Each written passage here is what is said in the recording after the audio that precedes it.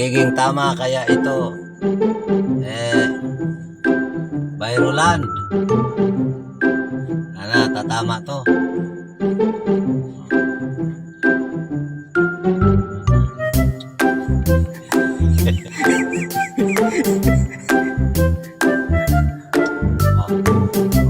Pangtuan na siya. Ilo, tanan. Okay.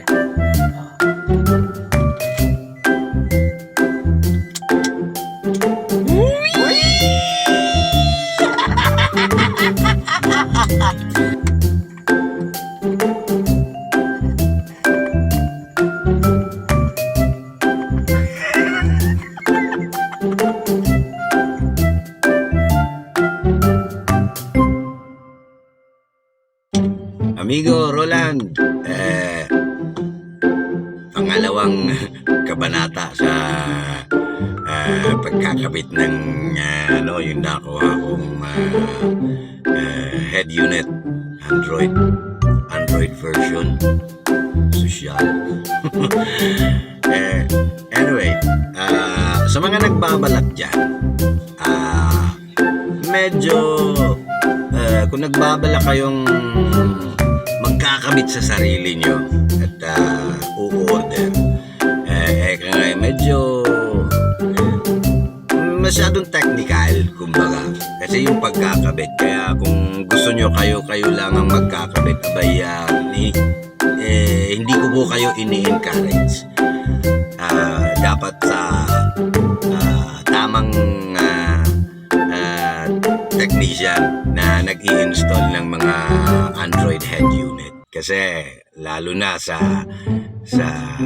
reverse camera niya, sa dashcam, tsaka yung GPS antenna pa, marami tayong halughugin, no? kung saan tayo maghahalughog, lalo na sa reverse cam.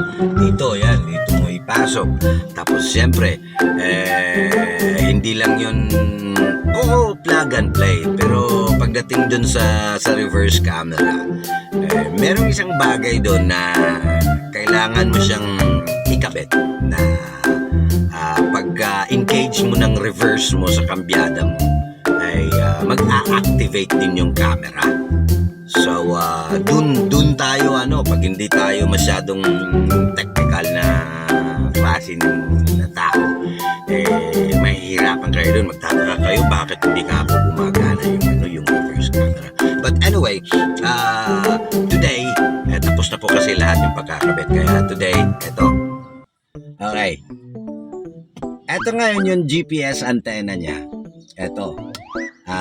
Dito ko yan pinalusot. Dito. Ayan. So, nakikita nyo, tinanggal. Ito yung cover niya. So ngayon, bago mo yan siya ipipermes, etong kabilang dulo niya, ito yung tawag na BNC connector. Yung sa mga antena, dalasan. Sa antena ng TV nyo, ganon. So dito yan siya sa ilalim ipapalusot sa may compartment. Okay? Okay. Ito ngayon, ipapalusot dito. So, yung cameraman ko, napakaliit na tao. Ewan ko.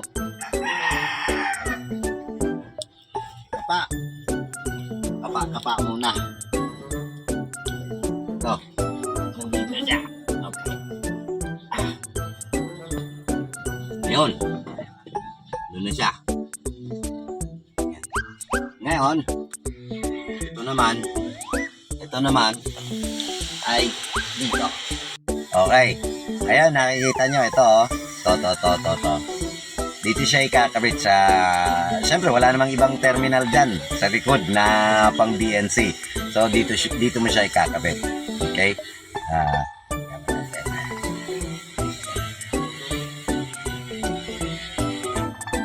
Ayan. Ayan. So, higpit kamay lang. Hindi mo kailangan ng tools. Higpit kamay lang. Okay? Siyempre, may halong tender loving care. Ganon. LC. Yan. So, pitan mo. Oh. Ayan. Pit kamay lang. Yan. Ngayon, sasaksak natin yung susi. Susubukan namin itong maliit na commander ko kung magre-reading yung GPS, kung magkakaroon ka ako ng coordinates. Right? Sasaksak natin to. Okay. Si-switch on natin. Okay. Check natin kung magkakaroon siya ng ayun. Kasi pupunta tayo sa settings.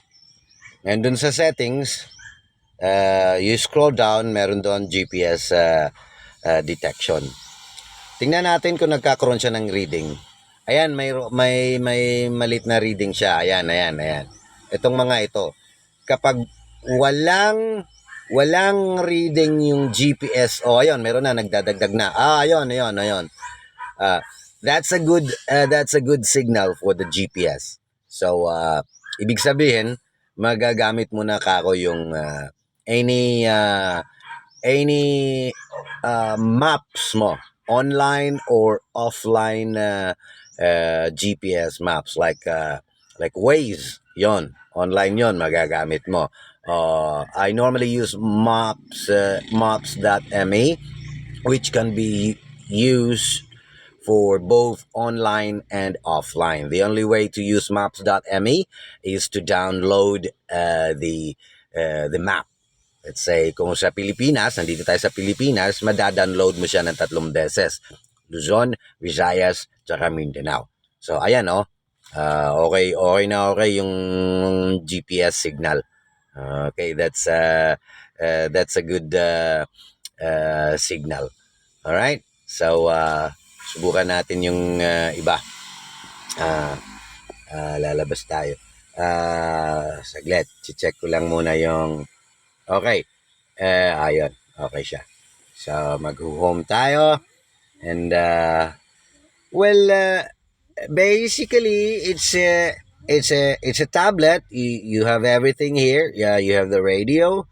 You have the music player, you have the GPS maps, and I have both. Waze, I normally use Waze when I'm in the city. So you have auxiliary, you have the traffic safety cam, which is the dash cam, na pwede mo siyang paliitin, magre-record ka habang nagmamaneho ka, kahit saan mo siya pwedeng ilagay. So, ganun. That's just the basic operation of the dash cam.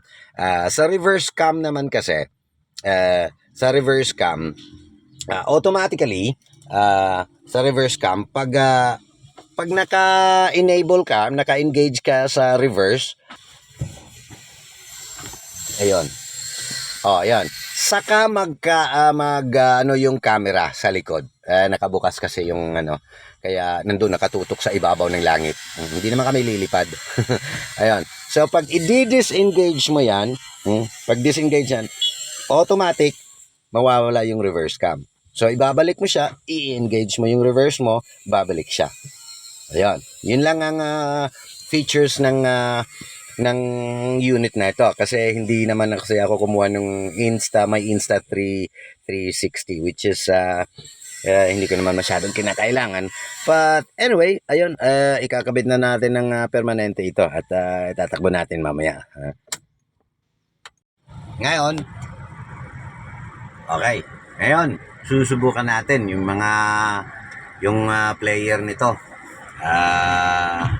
Ano bang meron dito? Ito yung directory niya. Subukan natin. Kalye Hip Hop. Itong mga